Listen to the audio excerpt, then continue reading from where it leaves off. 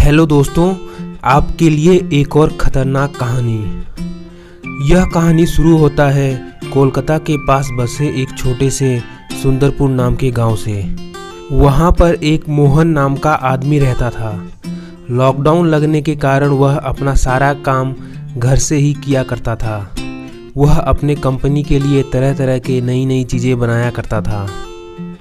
एक दिन मोहन अपने दोस्त संदीप के पास जाता है और मोहन संदीप से कहने लगता है, संदीप तुम्हारा काम कैसा चल रहा है? हमारा भी काम अब लॉकडाउन लगने की वजह से घर से करना पड़ रहा है। सब कुछ ठीक चल रहा है। हाँ, मेरा काम भी ठीक चल रहा है। मैं नई चीज़ें बनाकर घर से ही बेचता हूँ। आजकल मैं एक नए कार का डिज़ाइन बना रहा हूँ। मोहन बोला, हाँ, मेरे कंपनी में भी आजकल नए तरह के रोबोट्स बनाए जा रहे हैं। यह सब बात वह कर ही रहे थे कि अंकित उनकी सारी बात सुन लेता है और सोचने लगता है, रोबोट्स? अगर मुझे ये रोबोट्स मिल गए तो इनको बेचकर बहुत पैसे कमा सकता हूँ। चलो कुछ करता हूँ। वह घर पे आया और सोचने लगा, मैं मोहन का पीछा करता हूँ और पता करता हूँ कहाँ पर है ये रोबोट्स। उधर मोहन कुछ चीज़ों को बनाकर वापस अपने कंपनी की ओर जा रहा था। यह सब देखकर अंकित उसका पीछा करने का सोचता है और एक नाव लेकर वह मोहन का पीछा करने लगता है। दूर समुद्र के बीच में एक टापू था और मोहन वहाँ पर ही काम किया करता था। दरअसल वह एक खुफिया कंपनी थी और तरह तरह के नए हथियार बनाया करती थी। इसी तरह वह नए रोबोट्स, जेट फाइटर और तरह तरह के जीवों पे एक्सपेरिमेंट किया करती थी। मोहन वहां पर पहुंच जाता है। उधर अंकित भी मोहन का पीछा करते करते उस खुफिया कंपनी के पास पहुंच जाता है और वहां पहुंच के वह सोचने लगता है, यहाँ तो बहुत सिक्योरिटी है, अंदर जाना बहुत मुश्किल है। मैं क्या करूं? आज रात का इंतज़ार करता हूँ। मौका मिलते ही कोई भी छोटे मोटे रोबोट्स मिलेंगे, उसको उठाकर लेकर भाग जाऊंगा। उधर उस टापू पर पुराने रोबोट्स के पार्ट्स को निकालकर वाटरमेलन स्टाइल में एक नया रोबोट बनाकर शो पीस में रखा गया था। रात होते ही अंकित उस शो पीस वाले रोबोट की ओर जाने लगता है। वह किसी तरह पानी में तैरकर वहां पर पहुंच जाता है और उस वाटरमेलन रोबोट को देखकर बहुत खुश होता है और सोचने लगता है, यह तो बहुत कमाल का है, इसको अब चोरी कर लेता हूँ। ऐसा कहकर वह उस रोबोट के अंदर घुस जाता है और उसमें तरह तरह के बटन दबाकर उसको चलाने की कोशिश करता है। उसके बाद उसको लेकर अपने गांव की ओर बढ़ने लगता है। उधर सुंदरपुर गांव के पास एक छोटा सा जंगल था। अंकित उस रोबोट को लेकर उस जंगल में ही आता है और वहां पर छुपाने का सोचता है।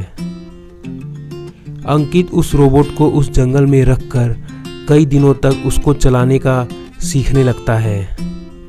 धीरे धीरे उसको सब कुछ समझ में आ रहा था।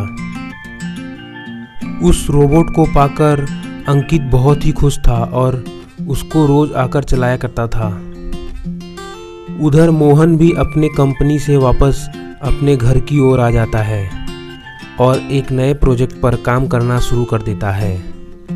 एक दिन मोहन वापस अपने दोस्त संदीप के पास जाता है और कहता है, यह वाटरमेलन कार तो बहुत अच्छा लग रहा है, कब घुमा रहे हो मुझे? तभी संदीप कहता है, हाँ, मेरा बेटा बहुत जिद कर रहा था, बोल रहा था कि कोई नई तरह के कार बनाओ, तो मैंने यह वाटरमेलन कार बनाया, चलो तुमको घुमाता हूँ। ऐसा कहकर संदीप मोहन को लेकर गांव में ही घूमने लगता है। संदीप मोहन को कुछ देर तक गांव में ही उस वाटरमेलन कार में घुमाता है। उसके बाद वापस घर आकर संदीप कहने लगता है, मैं एक टाइम मशीन पे भी काम कर रहा हूँ, लग रहा है कुछ दिनों में वह तैयार हो जाएगा। उसकी भी टेस्टिंग करनी पड़ेगी। उधर जंगल के बीच अंकित उस रोबोट को बहुत देर तक चला रहा था, लेकिन कुछ गड़बड़ी होने के कारण वह रोबोट बेकाबू हो जाता है और सब कुछ तोड़ने फोड़ने लगता है। वह रोबोट चलते हुए गांव की ओर बढ़ने लगता है। संदीप बोला, मेरा यह मशीन एकदम तैयार हो चुका है। इस टाइम मशीन को बस टेस्टिंग करना बाकी है। आज ही हम इसका टेस्टिंग करेंगे। उधर वह रोबोट हमला करते हुए गांव में आ जाता है और तोड़ फोड़ मचाने लगता है। उस रोबोट को देखकर सभी लोग घबराकर इधर उधर भागने लगते हैं। तभी अचानक से उस रोबोट में कुछ गड़बड़ी होती है और उसमें से एक चक्का निकल के बाहर आता है और सीधे उस कार से टकराता है। कार के 2 टुकड़े हो जाते हैं। फिर किसी तरह संदीप अपने उस कार को चलाते हुए उस रोबोट के नीचे लेकर जाने लगता है। उस कार के ऊपर वह टाइम मशीन था। टाइम मशीन के ऑन करते ही वह रोबोट गायब होकर दूसरे दुनिया में पहुंच जाता है। हेलो दोस्तों, एक बार फिर मैं आपके लिए लाया हूं बहुत ही मज़ेदार कहानी। यह कहानी शुरू होता है शांतिपुर नाम के गांव से। उस गांव में एक संदीप नाम का आदमी अपने बेटे चिंटू के साथ रहता था। संदीप रोज दूर दूर जाकर न्यूज़पेपर बेचता था। वह न्यूज़पेपर लेकर अलग अलग गांव में जाता और उसको बेचकर थोड़े बहुत पैसे कमा लेता। एक दिन वह न्यूज़पेपर बेचने के लिए दूसरे गांव जा रहा था। तभी रास्ते में उसको कुछ नजर आया।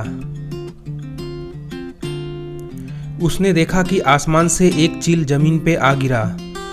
वह वहां पर जाकर सोचने लगा, लगता है यह चील बहुत भूखा और प्यासा है। चलो इसको घर लेकर जाता हूँ। मेरा बेटा इसका ख्याल रखेगा और ठीक होते ही इसको हम उड़ा देंगे। ऐसा सोचकर वह उस चील को लेकर अपने घर आने लगता है। उस चील को देखकर उसका बेटा एकदम हैरान हो जाता है। संदीप अपने बेटे चिंटू से कहता है, बेटा इस चील का ध्यान तुम्हें ही रखना है अब से। लगता है यह चील बहुत कमज़ोर हो चुका है और यह आसमान से उड़ते हुए नीचे गिर गया। तुम इसका ख्याल रखना। उस दिन के बाद चिंटू उस चील का बहुत ख्याल रखने लगा। उसको सुबह शाम खाना खिलाता और उसका पूरा ध्यान रखता। कुछ दिनों बाद वह चील एकदम ठीक हो गया और हवा में उड़ने लगा और उड़ते उड़ते बहुत दूर चला गया। उस दिन के बाद वह चील कहीं नहीं दिखा। चिंटू बोला, पिताजी हमें कोई नया बिजनेस शुरू करना चाहिए। न्यूज़पेपर बेचकर ज़्यादा पैसे नहीं आ पा रहे हैं घर पे। मुझे अपना एडमिशन भी करवाना है। कुछ नया करते हैं। एक दिन संदीप का दोस्त उसको मिलने आता है और संदीप से कहने लगता है, यार इतने दिन से तू मुझे मिलने ही नहीं आया। कहाँ बिजी है आजकल? कोई नया काम धंधा शुरू किया कि नहीं? यार क्या बताऊँ, कुछ नया करने का सोचता हूँ पर समझ नहीं आ रहा कि क्या करूँ। अब तुम ही बताओ मैं क्या करूँ। कोई नया आइडिया है तो बताओ। चल तू चिंता मत कर, मेरे पास एक बहुत अच्छा आइडिया है। तू मछली पालने का तैयारी शुरू कर दे। मेरे पास कुछ ऐसी मछलियाँ हैं जिनको पालकर तू बहुत पैसा बना सकता है। संदीप मछलियों को पालने के लिए एक छोटा सा तालाब तैयार करता है और संदीप का दोस्त उसके पास आकर कहता है, मैं बहुत ही कीमती मछलियाँ लेकर आया हूँ और इन मछलियों को पालकर तुम बहुत अच्छा पैसा बना सकते हो। लेकिन ध्यान रखना, इन मछलियों को पालने में बहुत खर्चा होता है। उस दिन के बाद संदीप उन मछलियों को अपने छोटे से तालाब में पालना शुरू करता है और धीरे धीरे वहाँ पर बहुत सारी मछलियाँ हो जाती हैं। यह सब कई दिनों से चंपक छुप कर देख रहा था और वह सोचने लगा, ओह ये मछलियाँ अब बड़ी हो चुकी हैं। अब इनको चोरी करने का समय आ गया है। आज रात को ही सब गायब कर दूंगा। ऐसा कहकर चंपक उसी रात को उन मछलियों को चोरी करने के लिए वहाँ पर आ जाता है और बाल्टी भर भर के मछलियों को वहाँ से निकाल कर लेकर चला जाता है। रात भर वह ऐसा काम करता है और सारे मछलियों को ख़त्म कर देता है। सुबह जब संदीप और चिंटू वहाँ पर आते हैं और मछलियों को वहाँ पर ना पाकर बहुत दुखी होते हैं और उनको समझ में नहीं आता कि वह क्या करें। उन्होंने बहुत खर्चा किया था उन मछलियों को पालने के लिए। जिस घायल चील की मदद संदीप ने किया था वह चील उस समय उड़ते हुए वहाँ पर आ जाता है। संदीप उस चील को देखकर नहीं पहचान पाता और चिंटू भी नहीं पहचान पाता। थोड़ी देर बाद वह चील इधर उधर देखता है और उड़ते हुए दूर कहीं से एक सोने की मछली लेकर आता है। सोने का मछली देखकर संदीप एकदम हैरान हो जाता है और उसको समझ में आने लगता है कि यह वही चील है जिसकी उसने मदद की थी। इस तरह वह चील रोज एक एक सोने का मछली लाकर देता। यह सब भी चंपक छुप कर देख लेता है और सोचने लगता है, अब ये सोने का मछली कहाँ से आ गया, पता नहीं क्या क्या हो रहा है। अरे रुक जा, मुझे भी 2-4 सोने का मछली दे दे, कहाँ जा रहा है भाग के, रुक जा। ऐसा कहकर वह उस चील का पीछा करने लगता है और उस चील को एक मुर्गी देके कहता है, 2-4 मुर्गी और खा ले, लेकिन सोने का मछली मुझे भी दे दे। तुझे रोज लेग पीस खिलाऊंगा, मुझे भी सोने का मछली दे दे। ऐसा कहकर वह उस चील को बहुत लालच देता है और उसके बाद उस चील का पैर पकड़ के आसमान में उड़ जाता है। वह चील उड़ते उड़ते उस जगह पहुंच जाता है जहां पर वह जादुई तालाब था और उसके अंदर सोने के मछलियां रहती थीं।